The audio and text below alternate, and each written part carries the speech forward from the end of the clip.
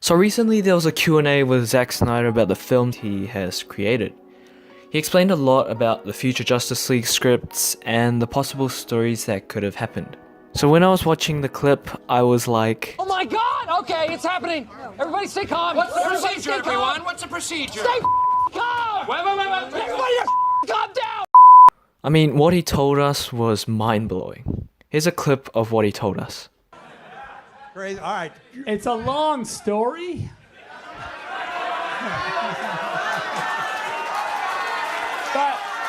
but suffice it to say, so look, the truth is that, you know, the nightmare sequence in this movie, right, was always my idea that all of that would be eventually explained, of course. I mean, is that a surprise?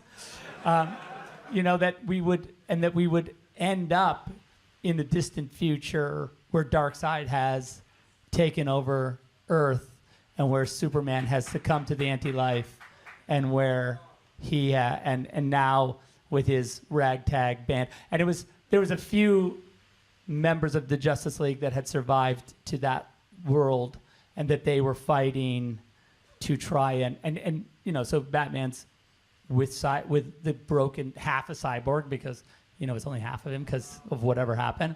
They were working on equation to jump flash back to tell Bruce, you know, obviously, you guys aren't surprised because you know this is what I've read it.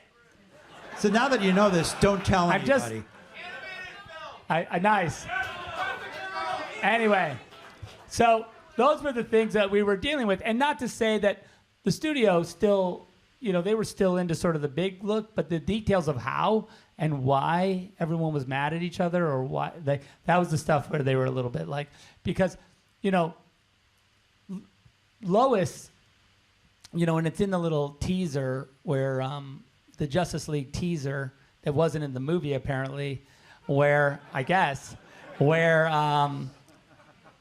Wonder Woman says, it's this line where Bruce says, I was right here, and Barry Allen came to me, and he said, Lois Lane is the key, right? And then she goes, he is the Superman. Every heart has one. And he goes, I think it's something more, something darker, right? And what it means is that the thing that was darker was that, you know, it was all about if Lois died, Superman would succumb to the anti-life, of course, right?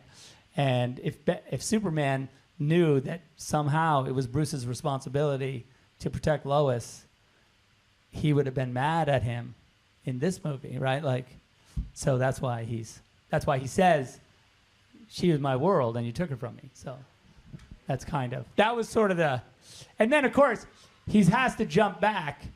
And the other thing that we were working on was this idea that Cyborg said to Bruce in the distant future, like, there's two windows. We had come up with this time traveling concept where basically the way the time traveling window worked is that it's not awesome physics and doesn't make any sense, but that you had to jump, you had to do a time jump when the Earth was in relatively the same spot.